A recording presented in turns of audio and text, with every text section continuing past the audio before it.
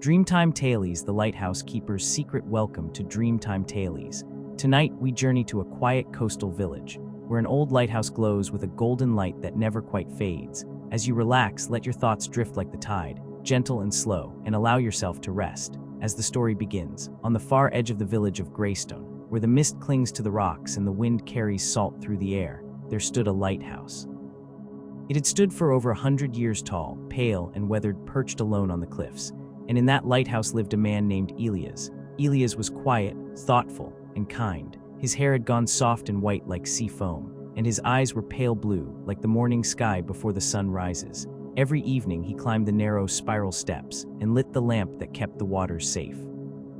But what no one in the village knew, not even the fishermen who passed beneath the cliffs, was that Elias lit the lamp, not just for ships. He lit it for someone he loved. Many years ago, before the lighthouse became his home, Elias had been a sailor, a dreamer, with salt on his skin and maps in his hands. He had fallen in love with a woman named Myra. She had a laugh like wind chimes and hair like the night sea. They had planned to travel the world together, from icy fjords to sunlit islands, until the storm came.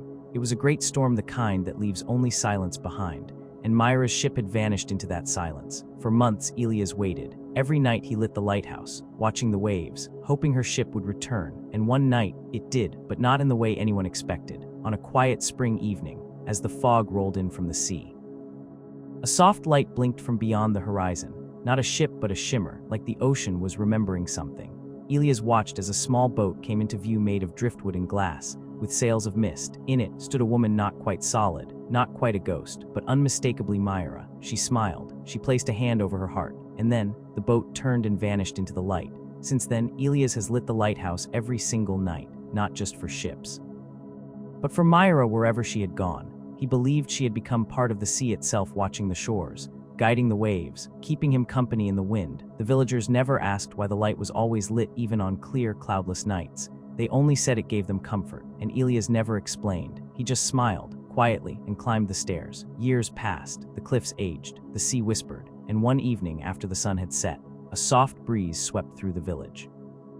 The lighthouse light did not come on. They say Elias passed peacefully in his chair, a cup of tea in his hand, a small seashell resting on the windowsill beside him. But that night, and every night after, the light in the lighthouse still shone. No one lit it, no one could, but it glowed, soft and steady like a promise kept. As the waves settle and the mist fades, the lighthouse still watches. Let the warmth of its light carry you to sleep. You are safe, you are loved, and the sea is calm tonight.